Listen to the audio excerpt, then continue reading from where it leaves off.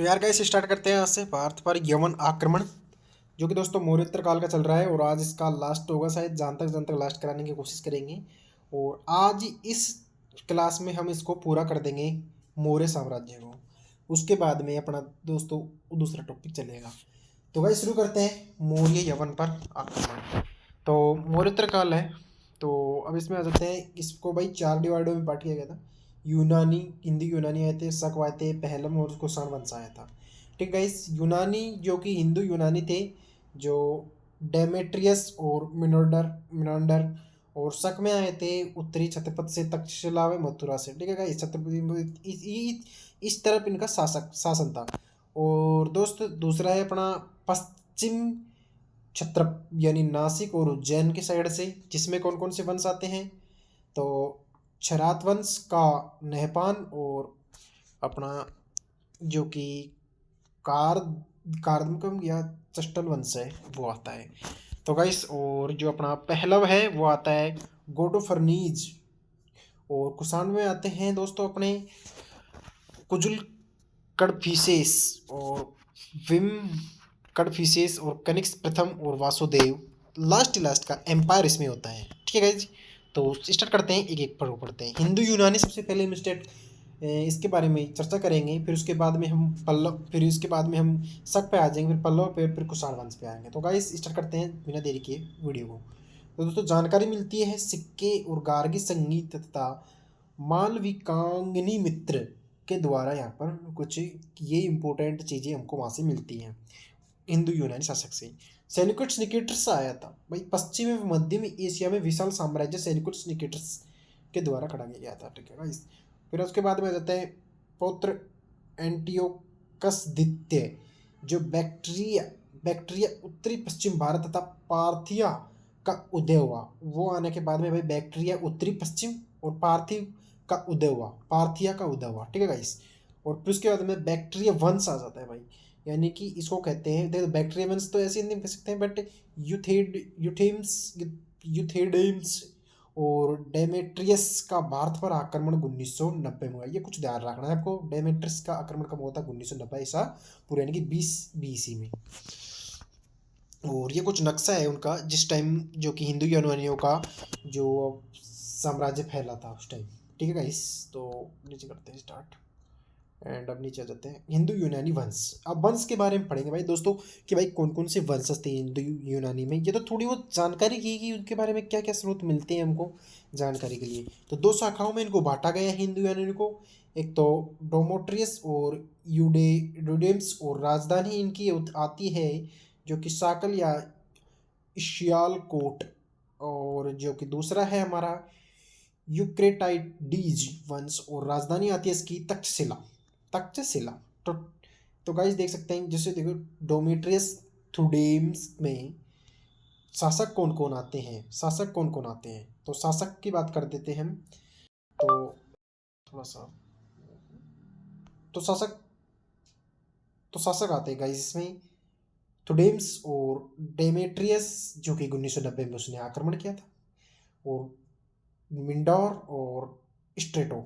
और इसमें आते हैं दोस्तों जो कि अपने यूक्रेटाइडीज वंश में आते हैं, यूक्रेटाइडीज, जो कि यूक्रेटाइडीज वंश के संस्थापक हैं। दोस्तों देखो मैं आपको एक कुछ इंपॉर्टेंट चीज़ बता देता हूँ आपको। शुरुआत का जो कि संस्थापक होता है उस वंश का, और जो एंडिंग होता है, जिसको आपको इम्पोर्टेंट तो ध्यान रखना ही होगा।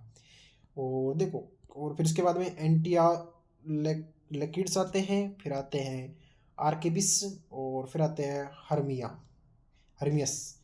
अब प्रमुख शासक कौन कौन थे। तो दोस्तों सबसे पहले देख सकते डेमेट्रियस। तो डेमेट्रियस ने 1990 में, 90 पूर्व अफगानिस्तान पंजाब सिंध पर अधिकार किया, यानी 1990 BC में अफगानिस्तान पंजाब और सिंध पर के क्षेत्रों में इन्होंने अपना अधिकार जमाया, यानी कि युद्ध करके इनके राजाओं को हराया और वहाँ पर उन्होंने अपना साम्राज्य स्थापित किया। उसके बाद में द्विभाषिक सिक्के यूनानी व खरोष्टी, यानी कि इन्होंने इन सिक्कों का विकास किया है वहाँ पर। और भाई इन्होंने राजधानी साकल और इसियालकोट को रखा। और तो दोस्त आ जाते, फिर आ जाता है दूसरा शासक हमारा मिंडार। तो मिंडार को कहते हैं मिलिंद। तो सबसे प्रसिद्ध हिंदी यवन और बैक्ट्रियाई शासक था। बैक्ट्रियाई शासन यवन उत्तरी पश्चिम भारत में, ठीक है गाइस। और इसमें मिलता है हमको, देखने को मिलता है ये क्या, मिलपिंदो नागसेन लेखक व मिलिंदी के मध्य का दर्शन व वार्तालाप वार्तालाप मिलिंद हिन योंग सोंग साख।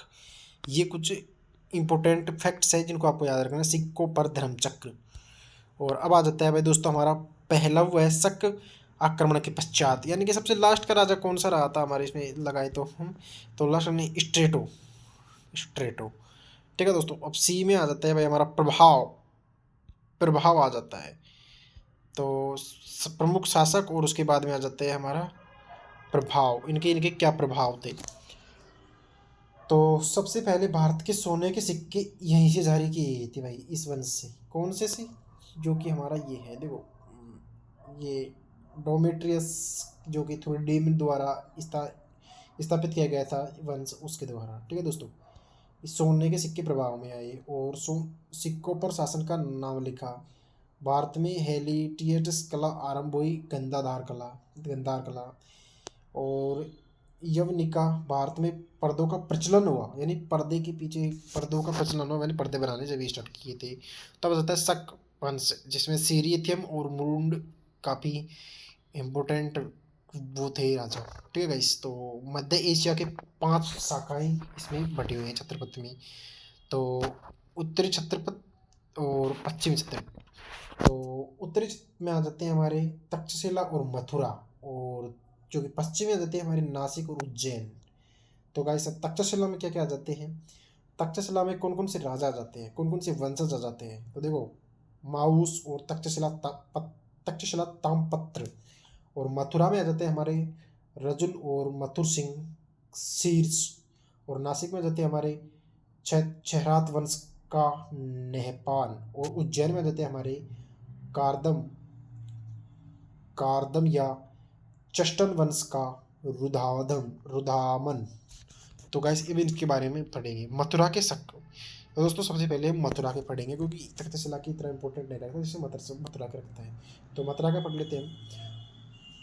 प्रथम व मुख्य शासक राजुल का राजबुल इंडो ग्रीक शासकों को हराया।